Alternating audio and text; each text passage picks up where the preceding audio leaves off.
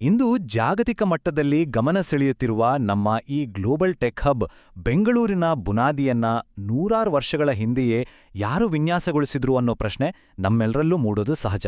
ಖಂಡಿತ ಇದೊಂದು ತುಂಬಾನೇ ಕುತೂಹಲಕಾರಿ ವಿಷಯ. ಈ ವಿವರಣೆಗೆ ಸ್ವಾಗತ.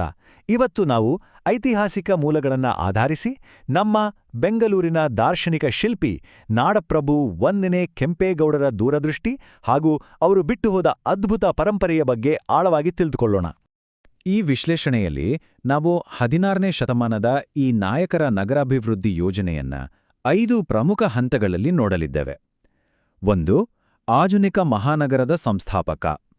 2. ಬೆಂಗಳೂರು ಕೋಟೆಯ ನಿರ್ಮಾಣ. 3. 54 ವಾಣಿಜ್ಯ ಪೇಟೆಗಳು. 4. ಆಯಕಟ್ಟಿನ ಜಲ ನಿರ್ವಹಣೆ. ಮತ್ತು 5. ಒಂದು ಶಾಶ್ವತ ಪರಂಪರೆ. ಸರಿ, ಹಾಗಾದ್ರೆ ಮೊದಲನೇ ಭಾಗದಿಂದ ಶುರು ಮಾಡೋಣ. ಆಧುನಿಕ ಮಹಾನಗರದ ಸಂಸ್ಥಾಪಕ. ನೋಡಿ, ಕೆಂಪೇಗೌಡರ ಹೆಸರು ಇಂದಿನ ಆಧುನಿಕ ಬೆಂಗಳೂರಿನ ದೈನಂದಿನ ಜೀವನದಲ್ಲಿ ಎಷ್ಟು ಆಳವಾಗಿ ಬೆರೆತೋಗಿವೆ ಅಂದ್ರೆ, ನಗರದ ಅತಿ ದೊಡ್ಡ ಮೂಲಸೌಕರ್ಯಗಳೆಲ್ಲವೂ ಅವರ ಹೆಸರಿಂದಲೇ ಇವೆ. ಕೆಂಪೇಗೌಡ ಅಂತಾರಾಷ್ಟ್ರೀಯ ವಿಮಾನ ನಿಲ್ದಾಣ, ಮೆಜೆಸ್ಟಿಕ್ನ ಬಸ್ ಹಾಗೂ ಮೆಟ್ರೋ ನಿಲ್ದಾಣ, ಬಿಡಿಎ ನಿರ್ಮಿಸಿರುವ ನಾಡಪ್ರಭು ಕೆಂಪೇಗೌಡ ಲೇಔಟ್, ಅಥವಾ ಸದಾ ಗಿಜಿಗಿಡಿಯುವ ಆ ಕೆಜಿ ರಸ್ತೆ, ಇವೆಲ್ಲವೂ ಅವರ ಸ್ಮರಣೆಯನ್ನ ಜೀವಂತವಾಗಿರಿಸಿವೆ. ವಿಶೇಷವಾಗಿ ಹೇಳಬೇಕಂದ್ರೆ 2022ರಲ್ಲಿ ವಿಮಾನ ನಿಲ್ದಾಣದಲ್ಲಿ ಉದ್ಘಾಟನೆಗೊಂಡ ಆ ಬೃಹತ್ 108 ಅಡಿ ಎತ್ತರದ ಪ್ರತಿಮೆ, ಅದು ನಿಜಕ್ಕೂ ಅವರ ಕೀರ್ತಿಗೆ ಹಿಡಿದ ಕನ್ನಡಿಯಾಗಿದೆ. ಹಾಗಾದ್ರೆ ಸ್ವಲ್ಪ 16ನೇ ಶತಮಾನಕ್ಕೆ ಹೋಗಿ ಈ ಐತಿಹಾಸಿಕ ವ್ಯಕ್ತಿ ಅಸಲಿಗೆ ಯಾರು ಅಂತ ನೋಡೋಣ. ಯಲಹಂಕದ ಮೊರಾಸು ಒಕ್ಕಲಿಗ ಸಮುದಾಯದಲ್ಲಿ 1510ರಲ್ಲಿ ಜನಿಸಿದ 1ನೇ ಕೆಂಪೇಗೌಡರು ವಿಜಯನಗರ ಸಾಮ್ರಾಜ್ಯದ ಅಧೀನದಲ್ಲಿ ಒಬ್ಬ ಪ್ರಬಲ ನಾಯಕರಾಗಿದ್ರು. ಇವರನ್ನೇ ನಾವು ಇಂದಿನ ಆರಂಭಿಕ ಆಧುನಿಕ ಬೆಂಗಳೂರಿನ ದಾರ್ಶನಿಕ ಸಂಸ್ಥಾಪಕ ಹಾಗೂ ಕೋಟೆ ನಿರ್ಮಾತೃ ಅಂತ ಕರೆಯೋದು. ಮುಂದಿನ ಭಾಗ 2. ಬೆಂಗಳೂರು ಕೋಟೆಯ ನಿರ್ಮಾಣ.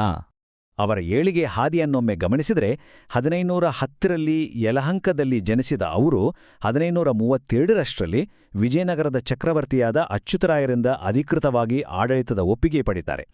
ಆಮೇಲೆ 1537ರಲ್ಲಿ ಪ್ರಸಿದ್ಧವಾದ ಕೆಂಪು ಮಣ್ಣಿನ ಕೋಟೆಯನ್ನು ನಿರ್ಮಿಸುವ ಮೂಲಕ ಕೇವಲ ಒಂದು ಅರಣ್ಯ ಪ್ರದೇಶವಾಗಿದ್ದ ಜಾಗದಲ್ಲಿ ಬೆಂಗಳೂರಿಗೆ ಭದ್ರವಾದ ಅಡಿಪಾಯ ಹಾಕ್ತಾರೆ.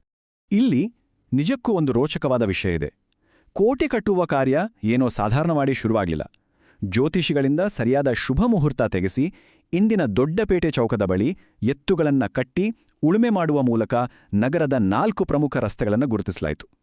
ಇದೊಂದು ಅತ್ಯದ್ಭುತವಾದ ಸಾಂಪ್ರದಾಯಿಕ ಹಾಗೂ ವೈಜ್ಞಾನಿಕ ವಿನ್ಯಾಸದ ಆರಂಭವಾಗಿತ್ತು.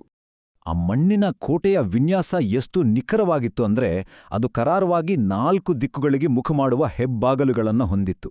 ಪೂರ್ವಕ್ಕೆ ಹಲಸೂರು ದ್ವಾರ, ಪಶ್ಚಿಮಕ್ಕೆ ಸೊಂಡೆಕೊಪ್ಪ, ಉತ್ತರಕ್ಕೆ ಯಲಹಂಕ ಮತ್ತು ದಕ್ಷಿಣಕ್ಕೆ ಆನೆಕಲ್ ದ್ವಾರ. ಒಳಗಿನ ರಸ್ತೆಗಳು ಕೂಡ ಈ ಕೇಂದ್ರಕ್ಕೆ ಸಮಾನಾಂತರವಾಗಿ ಮತ್ತು ಲಂಬವಾಗಿ ಹಾದುಹೋಗುವಂತೆ ಭಾರೀ ವ್ಯವಸ್ಥಿತವಾಗಿ ವಿನ್ಯಾಸಗೊಳಿಸಲಾಗಿತ್ತು. ಈಗ 3ನೇ ಭಾಗಕ್ಕೆ ಬರೋಣ. 54 ವಾಣಿಜ್ಯ ಪೇಟೆಗಳು. ಈ ಹೊಸ ನಗರವನ್ನ ಕೇವಲ ವಾಸಸ್ಥಾನವನ್ನಾಗಿ ಮಾಡದೆ ಬೃಹತ್ ವಾಣಿಜ್ಯ ಕೇಂದ್ರವನ್ನಾಗಿ ಮಾಡೋರ ಐಡಿಯಾ ಎಂಥದ್ದಾಗಿತ್ತು ಅನ್ನೋದು ಅಚ್ಚರಿಯ ವಿಷಯ. ಈ ಸಂಖ್ಯೆಯನ್ನು ಗಮನಿಸಿ, 54. ಹೌದು, ನಗರದ ಆರ್ಥಿಕತೆಯನ್ನ ಬಲಪಡಿಸೋದಕ್ಕೆ ಅವರು ಬರೋಬ್ಬರಿ 54 ಪ್ರತ್ಯೇಕ ವಾಣಿಜ್ಯ ಕೇಂದ್ರಗಳನ್ನ ಅಂದ್ರೆ ಪೇಟೆಗಳನ್ನ ನಿರ್ಮಿಸಿರು. ಆ ಕಾಲದಲ್ಲೇ ಇದೊಂದು ಬೃಹತ್ ಆರ್ಥಿಕ ವಲಯದ ಯೋಜನೆಯಾಗಿತ್ತು.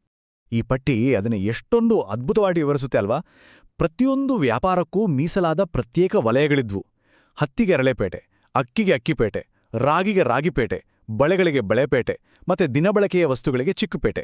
ಹೀಗೆ ಪ್ರತಿಯೊಂದು ವಸ್ತುವಿನ ಮಾರಾಟಕ್ಕೂ ಒಂದು ನಿರ್ದಿಷ್ಟ ಪೇಟೆಯನ್ನ ಮಾಡಿ 16ನೇ ಶತಮಾನದಲ್ಲೇ ಒಂದು ಪಕ್ಕಾ ಸುಸಜ್ಜಿತ ಆರ್ಥಿಕ ಎಂಜಿನನ್ನೇ ಅವರು ಸೃಷ್ಟಿಸಿದರು.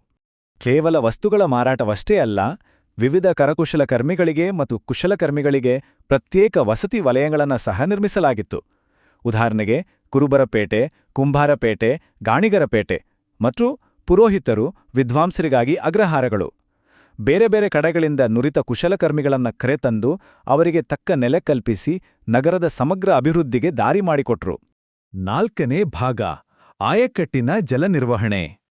ಇಲ್ಲಿ ಗಮನಿಸಬೇಕಾದ ಅತಿ ಮುಖ್ಯ ಅಂಶ ಅಂದ್ರೆ, ಇಷ್ಟೊಂದು ದೊಡ್ಡ ಮಟ್ಟದ ಆರ್ಥಿಕತೆಗೆ ಮತ್ತು ಜನಸಂಖ್ಯೆಗೆ ನದಿಗಳೇ ಇಲ್ಲದ ಈ ಭೌಗೋಳಿಕ ಸವಾಲನ್ನ ಅವರು ಹೇಗೆ ನಿಭಾಯಿಸಿದ್ರು ಅನ್ನೋದು. ಹೌದು, ಭೌಗೋಳಿಕವಾಗಿ ಬೆಂಗಳೂರಿನಲ್ಲಿ ಯಾವುದೇ ನೈಸರ್ಗಿಕ ನದಿಗಳೇ ಇರಲಿಲ್ಲ. ಇದೊಂದು ದೊಡ್ಡ ಸಮಸ್ಯೆಯಾಗಿತ್ತು. ಆದರೆ ಕೆಂಪೇಗೌಡರು ಇದಕ್ಕೆ ಅತ್ಯಂತ ಜಾಣ್ಮೆಯ ಸುಸ್ಥಿರವಾದ ನಗರಾಭಿವೃದ್ಧಿ ಪರಿಹಾರ ಕಂಡುಕೊಂಡ್ರು. ಅದೇ ಅಂತರ್ಸಂಪರ್ಕಿತ ಕೆರೆಗಳು, ಕಟ್ಟೆಗಳು ಮತ್ತು ಕಲ್ಯಾಣಿಗಳ ಅದ್ಭುತ ಇಂಜಿನಿಯರಿಂಗ್ ಜಾಲ. ಅವರು ನಿರ್ಮಿಸಿದ ಪ್ರತಿಯೊಂದು ಕೆರೆಗೂ ಒಂದೊಂದು ಸ್ಪಷ್ಟ ಉದ್ದೇಶವಿತ್ತು. ಇಡೀ ಪಟ್ಟಣಕ್ಕೆ ಕುಡಿಯುವ ನೀರು ಪೂರೈಸಲು ಧರ್ಮಾಂಬುದಿ ಕೆರೆ, ಕೃಷಿಗೆ ನೀರುಣಿಸಲು ಕೆಂಪಾಂಬುದಿ ಕೆರೆ, ತೋಟಗಾರಿಕೆ ಮತ್ತು ಹಣ್ಣಿನ ತೋಟಗಳಿಗೆ ಸಂಪಂಗಿ ಕೆರೆ, ಹೀಗೆ ಪ್ರತಿಯೊಂದನ್ನೂ ವೈಜ್ಞಾನಿಕವಾಗಿ ಪ್ಲಾನ್ ಮಾಡಿದ್ರು. ಇನ್ನು ಕೋಟೆಯ ರಕ್ಷಣೆಗಾಗಿ ಆ ಕಂದಕಗಳಿಗೆ ನೀರು ತುಂಬಿಸಲು ಕೋಟೆ ಒಳಗೆ ಬೃಹತ್ ಕಲ್ಯಾಣಿಗಳನ್ನ ಕೂಡ ನಿರ್ಮಿಸಲಾಗಿತ್ತು. ಈ ನಂಬರ್ ನೋಡಿ, 347 ಅವರ ಆಡಳಿತಾವಧಿಯಲ್ಲಿ ನಿರ್ಮಿಸಲಾದ ದೊಡ್ಡ ಕೆರೆಗಳ ಸಂಖ್ಯೆ ಇದು. ಇದಲ್ಲದೆ 1000ಕ್ಕೂ ಹೆಚ್ಚು ಸಣ್ಣ ಕೆರೆ ಕುಂಟೆಗಳನ್ನು ಕೂಡ ನಿರ್ಮಿಸಲಾಗಿತ್ತು. ಇದು ಖಂಡಿತವಾಗಿಯೂ ಅವರ ಜಲ ನಿರ್ವಹಣೆಯ ಊಹೆಗೂ ನಿಲುಕದಂಥ ಸಾಧನೆ. ಬನ್ನಿ ಈಗ ಕೊನೆಯ ಭಾಗವನ್ನು ನೋಡೋಣ. 5 ಒಂದು ಶಾಶ್ವತ ಪರಂಪರೆ. ಸುಮಾರು 46 ವರ್ಷಗಳ ಸುದೀರ್ಘ ಹಾಗೂ ಯಶಸ್ವಿ ಆಡಳಿತ ನಡೆಸಿದ ಅವರು ಬಿಟ್ಟು ಹೋದ ಪರಂಪರೆಯ ಬಗ್ಗೆ ನೋಡೋಣ. 1569ರಲ್ಲಿ ವಿವಾದವೊಂದನ್ನು ಬಗೆಹರಿಸಿದ ನಂತರ ಅವರು ಮಾಗಡಿಯ ಕೆಂಪಾಪುರದಲ್ಲಿ ನಿಧನರಾದರು. ಆಶ್ಚರ್ಯ ಏನಂದ್ರೆ, ಅವರ ಸಮಾಧಿಯನ್ನ 2015ರಲ್ಲಿ ಇತಿಹಾಸಕಾರರೊಬ್ಬರು ಆಕಸ್ಮಿಕವಾಗಿ ಪತ್ತೆ ಹಚ್ಚಿದರು. ಆನಂತರ 2020ರಲ್ಲಿ ಅವರ ಸ್ಮರಣಾರ್ಥವಾಗಿ ವಿಮಾನ ನಿಲ್ದಾಣದ ಬಳಿ ಬೃಹತ್ ಪ್ರತಿಮೆ ಮತ್ತು ಸೆಂಟ್ರಲ್ ಪಾರ್ಕ್ ಕೆಲಸ ಶುರುವಾಯಿತು. ಕೆಂಪೇಗೌಡರ ಪರಂಪರೆ ಕೇವಲ ರಸ್ತೆ, ಕೆರೆ, ಮೂಲಸೌಕರ್ಯಗಳಿಗೆ ಮಾತ್ರ ಸೀಮಿತವಾಗಿರಲಿಲ್ಲ. ಅವರೊಬ್ಬ ಪ್ರಗತಿಪರ ಸಮಾಜ ಸುಧಾರಕರು ಕೂಡ ಆಗಿದ್ರು. ಮುರಾಸು ಒಕ್ಕಲಿಗ ಸಮುದಾಯದಲ್ಲಿ ಬಂಡಿದೇವರು ಆಚರಣೆಯ ಸಮಯದಲ್ಲಿ ಅವಿವಾಹಿತ ಮಹಿಳೆಯರ ಎಡಗೈಯ ಕೊನೆಯ 2 ಬೆರಳುಗಳನ್ನು ಕತ್ತರಿಸುವ ಕ್ರೂರ ಪದ್ಧತಿಯನ್ನ ಅವರು ಕಟ್ಟುನಿಟ್ಟಿಗಾಗಿ ನಿಷೇಧಿಸಿದರು. ಆ ಮೂಲಕ ಸಮಾಜದಲ್ಲಿ ಒಂದು ಮಹತ್ತರವಾದ ಬದಲಾವಣೆ ತಂದರು. ಈ ವಿವರಣೆಯನ್ನು ಮುಗಿಸುವ ಮುನ್ನ ಒಂದು ಪ್ರಮುಖ ಪ್ರಶ್ನೆಯನ್ನು ನಾವೆಲ್ಲರೂ ಕೇಳ್ಕೊಳ್ಬೇಕಾಗಿದೆ.